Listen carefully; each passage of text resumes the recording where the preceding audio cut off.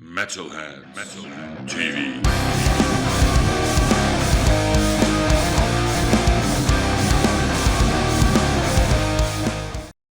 Hello Metalheads! Today we are in Siegburg at the Kubana with Eugene of Jinjer. Thanks for having me. Thanks guys, I'm also quite pleased to do the interview right now. And when I look at Facebook, it seems you're constantly on the road, playing festivals like Dong, Wacken, club tours, support tours.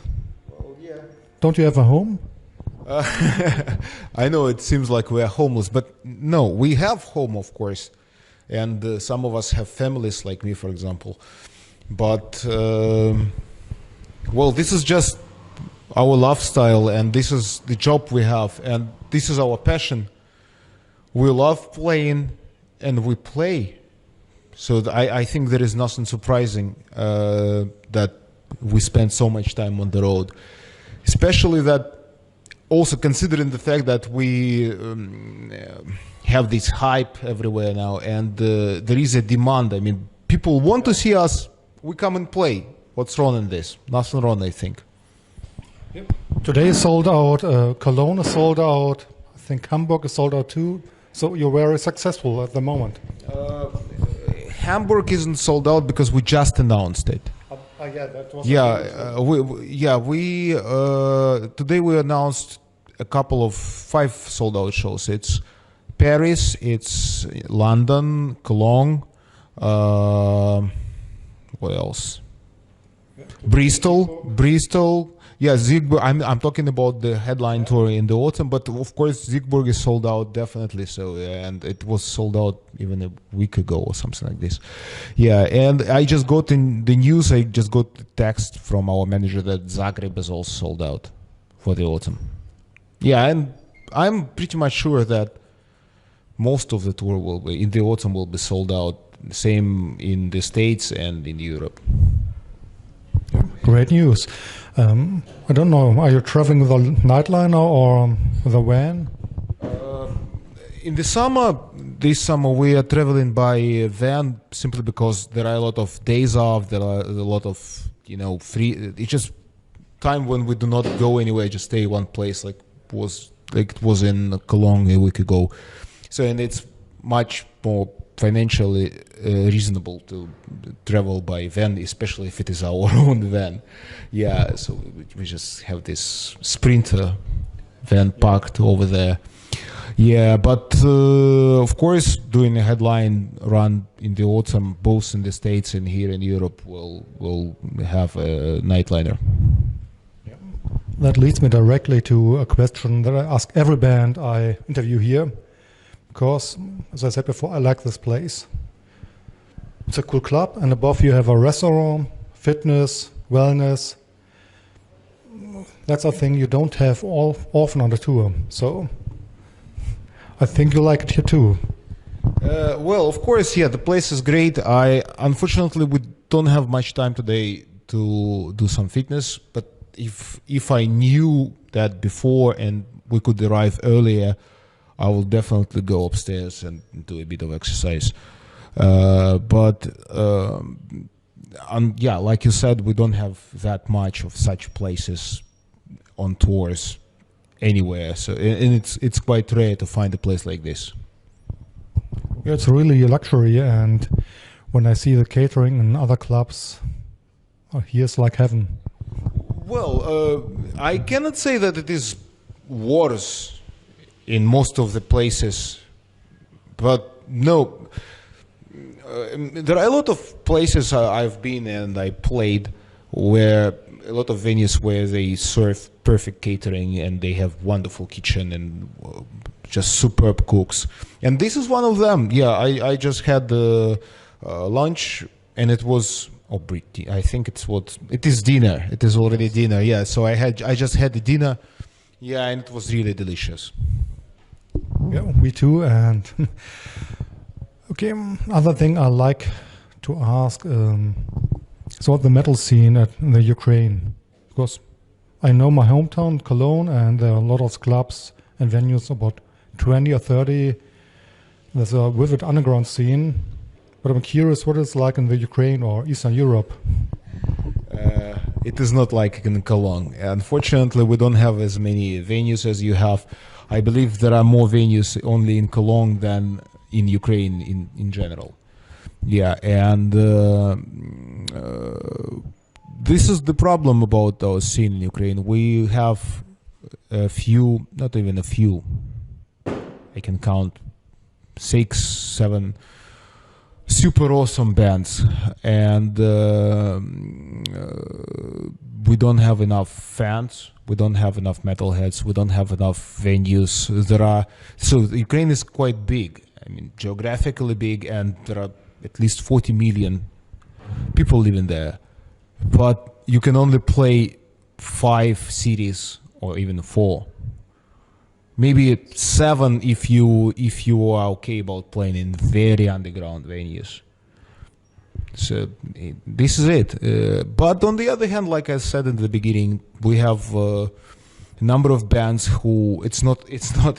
I keep saying it's not only about Jinjer and Ukraine and that's it in terms of metal. No, we have a few more wonderful bands who can really, if they break through to the European metal scene, they will definitely kick ass.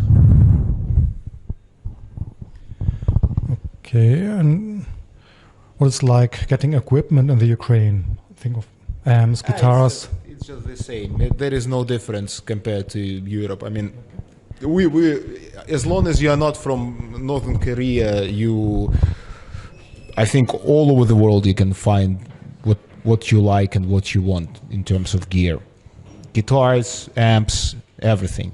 So it's not that difficult. It is a bit more difficult for bands like us, for example, when you get bigger, but it's time to build relationship with brands and getting all these endorsements, and then it comes to a point when all big companies just send you back to the local distributor in your own country and their own representatives in Ukraine, and then there is a huge misunderstanding, and it's just very hard to find some common point with in this situation, because like us, for example, we are definitely bigger in Europe than in Ukraine, because in Ukraine there is just no scene. But Ukrainian, let's say, distributor or representative of Line 6 can only give us some certain conditions, not what we really deserve, just because they don't have enough sales in Ukraine, and they say, okay guys, you play all the time in Europe or in the States, but you're not playing in Ukraine, and just we give you what we can, but not more. We just cannot give you more because the sales in Ukraine are quite low. I mean, they do not sell as much as in Europe. So, and then it's like, it's a bit unfair. It's a bit unfair to, I mean, in our case or with some other bands, but this is what it is again. But I mean, every situation has its pros and cons. Being from Ukraine, we have some advantages, and of course we have some disadvantages. So you ever thought of leaving the Ukraine and settling in Germany or wherever? Well, sounds tempting, but you see what the problem is. First of all, like me, I have a family. It's quite difficult for me to move, because it means to move the whole family. And on the other hand, just moving to a different country means spending a lot of time on the move itself, on paperwork, all these bureaucracy things. Well, you just cannot come to a different country and settle down. No, you need to go through a lot of procedures, immigration and things like that. And we don't have that time. And I'm not talking about the fact that, well, we feel quite okay being at home. So there is, at least now, we had some thoughts about moving in the past, few years ago, 2 years ago, for example. But now, I think within a few years in the future, we don't have any serious plans to move. Okay, we'll take a look how much time we have left. Okay, that's fine. The music you play is no easy listening music, so you need a certain skill of, musicianship. Of course. So, where did you learn to play guitar, drums, etc.? At school or? Well, no. Roman, the guitarist, me, we are absolutely self-taught, self-educated, and nobody really taught us to play. It's just a matter of years of experience and years of practicing and hard work. Vlad has musical education, the drummer, but he is actually a pianist. He is a graduated pianist, and then he switched to drums, and he never learned to play drums from anyone. Well, Tatiana is the same. She had some lessons of vocals when she was 8 at school, or some kind of school circle. Yes, something like this, singing circle. But that's it. She never attended any serious institutions, nothing like musical school or college, nothing like that. She learned everything herself, just from the music she listened to, from singers she admires, and that's it. What is it like in school in Ukraine? Is there music lessons? We have some music lessons. I'm asking because here in Germany, mostly in school, it's like you don't learn an instrument. Yeah, if you want to learn, you have to go to a teacher. That's absolutely the same. We do not learn to play any musical instruments. We have the basics of solfeggio and we sing. That's it. But I'm very bad at singing. And honestly, I was never interested in music when I was at school. I mean, as a musician, I never thought I would be a musician when I was at school. And by that time, I was a big fan of music. I listened to a lot of bands, and I was deeply into grunge. I think when I was in the ninth form, I was 14. No, yeah, it was much earlier. I think when I was 12, I was definitely into grunge. Yeah, I listened a lot to bands, but I never thought I would be a musician myself. I never would have guessed grunge, but so. Well, let me ask, what are your influences or what are your favorite bands? Starting at the age of 12 with grunge? Yeah, well, I think when I was 12, everybody listened to grunge. It was mainstream that time, yeah. It was 98, I think. 98. Yeah, so it was, everybody was crazy about Nirvana, about Alice in Chains. And I think that Alice in Chains and Nirvana are still one of my favorite bands. I quite often get back to those albums and those years and listen to and re-listen. And every time I find something new, and grunge is that sort of music, that style, which only seems to be easy but it has a lot of things under the surface, yeah. But then I switched to heavy metal. I think it's quite common. And, well, listen to, when I was 13, I was about, Iron Maiden, Halloween for a short time, then death metal, and little by little I came to progressive metal. And after I got really into progressive metal, I understood that it is not only about extreme music, it is not only about heavy music, and, well, I started listening to all the other genres. Yeah, but if you ask me about my favorite bands, it's Opus, first of all. Opus is my most favorite band of all times. Meshuggah, Textures, who else? It's very hard to pick because there are a lot of bands I listen to, and very often I have a band. I don't listen to all of their albums, but I have a few favorite ones. Yeah, like for example, now I like Metallica. Everybody likes Metallica, but I only listen to one album now. I mean, Saint Anger. Yeah, I think it's the best one. It's my favorite. Yeah. What else? I'm a big fan of Mudvayne, and Ryan Martini from Mudvayne is a big influence on me as a bass guitarist. Cannibal Corpse.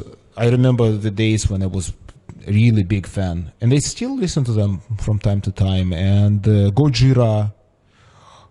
It's if we talk about new music, definitely Gojira is definitely awesome. And in my opinion, they're that band which managed to bring something new to the genre. So this is the latest breakthrough in terms of popularity, but also in terms of style and genre and metal. They definitely created something new.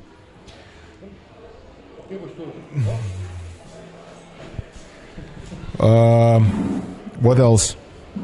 Lamb of God, Pantera. I was really into Florida death metal, like Death, Atheist, Cynic. I can enumerate. I mean, this will be endless. I'll be talking about bands for half an hour or so. Yeah, I know that. Okay, you talked about bass player influences. So, what about Rush and Geddy Lee? I admire it, but for fuck's sake, I can't play it. Well, Geddy Lee or GD Lee, he definitely he's kind of considered, and he is one of the greatest.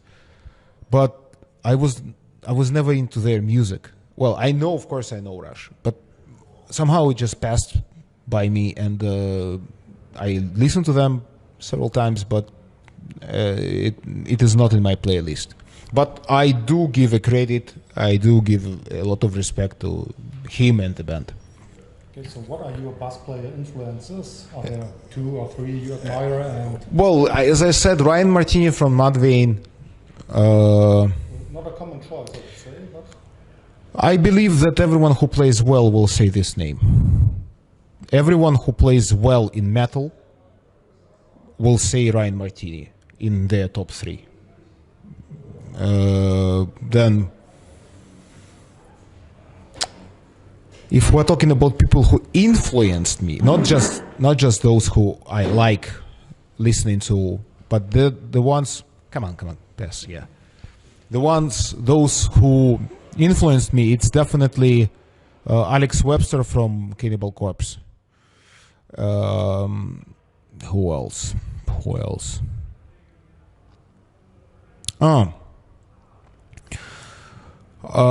It's probably not so obvious, but Sean Malone from Cynic, also, and Steve DiGiorgio from Death and Sadus and Testament and many and dozens of other bands he played. Yeah, and definitely, like I said, Opeth and Martin Mendes is a magnificent bass player. I learned quite a lot of his bass lines and covered in the other bands quite a lot of Opeth songs. So yeah, Martin Mendes. do you look it up on YouTube?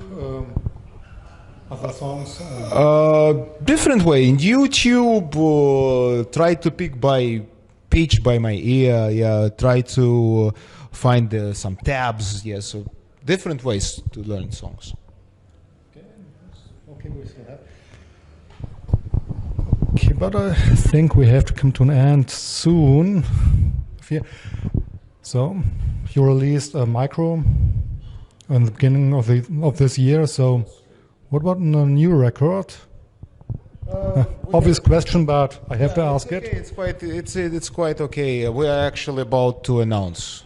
We're about to announce a new record. It's coming this year.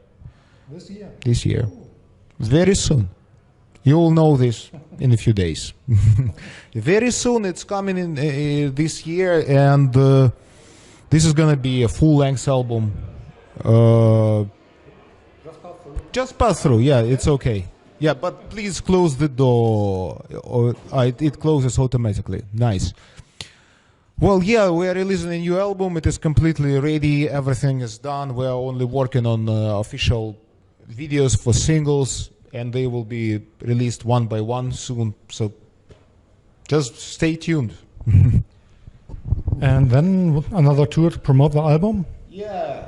Endless touring. Yeah. Okay, I'm looking forward to it, and yeah, thank you. Thank you too. Looking forward to the show this evening. Oh, so am I. So, yeah, See you. see you. Yeah. Thanks. Thank you.